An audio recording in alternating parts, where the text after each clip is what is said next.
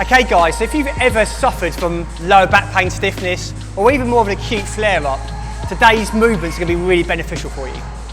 The objective of them is essentially to try and calm down some stiffness, some tightening, or some kind of guarding behaviour you might have if your lower back stiffens or tightens up. It's really common, guys.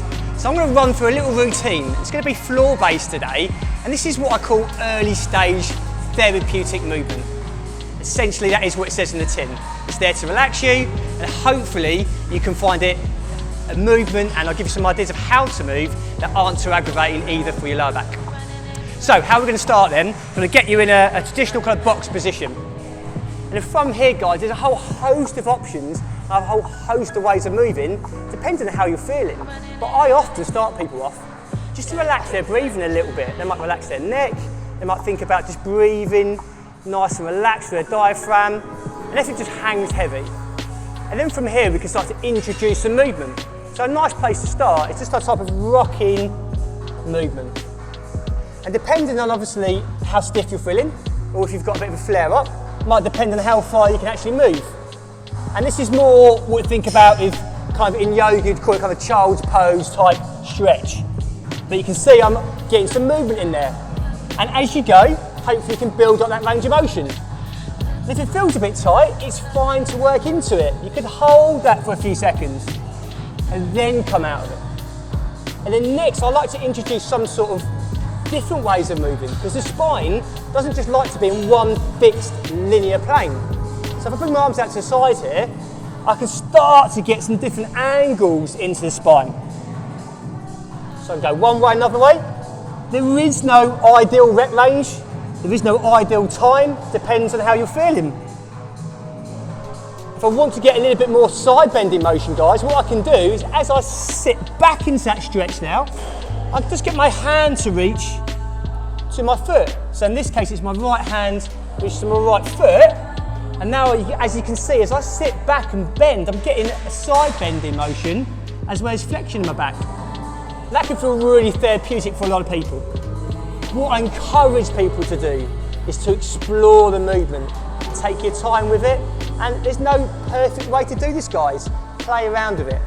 So that's a really nice place to start.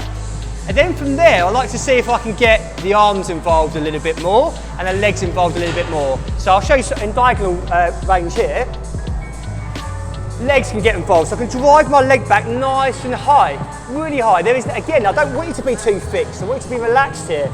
As my leg comes up, you can see I naturally create some extension there in my lower back. And then my knee can come into the chest. I can also do it with the arms as well. So one arm at a time. As my arm raises up, hopefully you can see on camera, I'm creating a little bit of extension in my back. So I'm moving. I've got some kind of low grade resistance into my spine as well, nothing too intense. And if I wanted to, I could take that into more of a traditional kind of bird dog movement. So opposite hand and leg now, stretching up and crunching in. And the word I keep using today is relaxed. I'm not looking for anything too specific apart from the ability for you to be able to maybe open up, extend, maybe even hold there, and to be able to really crunch in and flex. That's going to look very different from person to person. Some people will find different parts of the movement more sensitive than others.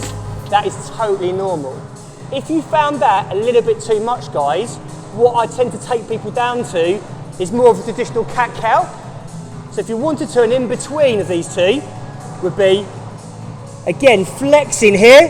So you can imagine you're being sort of punched in the stomach, suck your stomach in, push your hands into the floor and create a nice bend in towards the spine. And the opposite then, so I let my belly hang heavy. Imagine someone's sort of sitting on your back, hanging heavy, and head comes up. And hopefully even with my not amazing spinal mobility, you'll get the idea of what we're trying to create here, guys.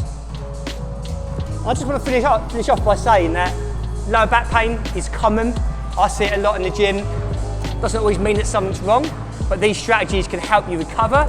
And generally, guys, if you're feeling a little bit stiff, a little bit tight, it can help warm up a little bit, or might even just help you recover from intense deadlift or back squatting session.